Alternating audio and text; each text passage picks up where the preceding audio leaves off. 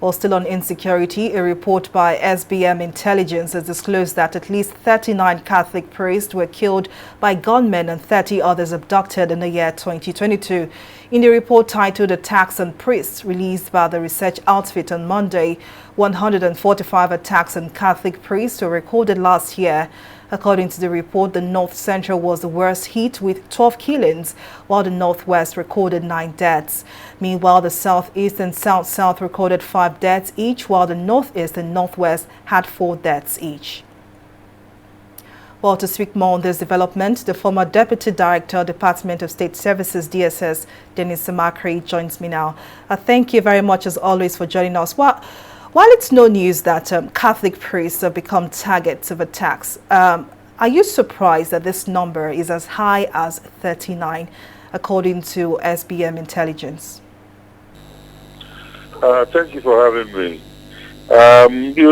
We have this preponderance of kidnappings of Catholic priests for 2 major reasons. First of all, is because they are very visible. People know who they are, maybe because of the way they dress, and of course their particular faith. And then, of course, most importantly, secondly, is that they've been paying the ransom. They've been paying the ransom, so it has looked like a lucrative, target to hit. So that targeted priests are people they are looking for. I think from the report we have almost about 50 billion naira being paid as ransom, average on each of the Catholic priests. And if 30 has been kidnapped for the whole of last year, you know what that means. So that's a problem, I basically think. Now, what do these attacks say about Nigeria's security situation? Say that again? I was asking that what do these attacks say about Nigeria's security situation? What is the fact about security situation? What do these attacks on Catholic priests say about Nigeria's current security situation? Oh, okay. Yeah, sorry about that. It shows 2 things also.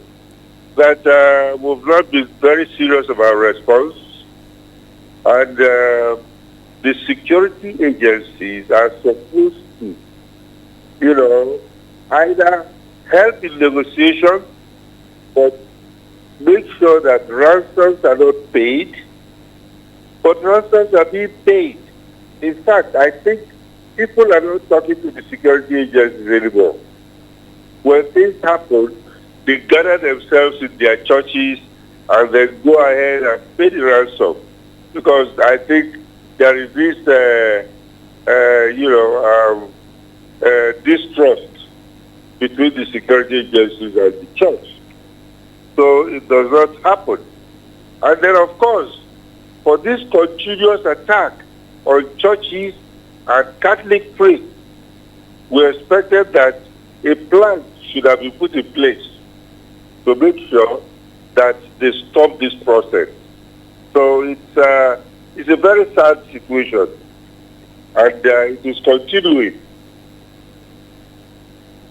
But I must ask, before I let you go, we all know that every Nigerian is a moving target, but why the particular interest or attack on Catholic priests? I would like to know the why to that. Like I said earlier, Catholic priests are very visible. They are very visible, and many people believe strongly that the Catholic Church is a very rich church. Because, like I said, the average ransom being collected for Catholic priests about 50 billion per person. So for this kind of money to be coming out, even coming out from overseas, if possible, to free Catholic priests, I think that's a major issue.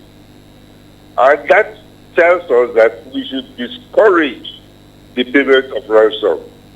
Because when you pay ransom, they go back, buy more arms, and they come back to attack you. But they should encourage the non-payment of ransom, and then at the same time, pursue these bandits or whoever they are, and don't give them any breathing space. Because I think it's becoming a real serious problem. So definitely it's more or less a vicious circle.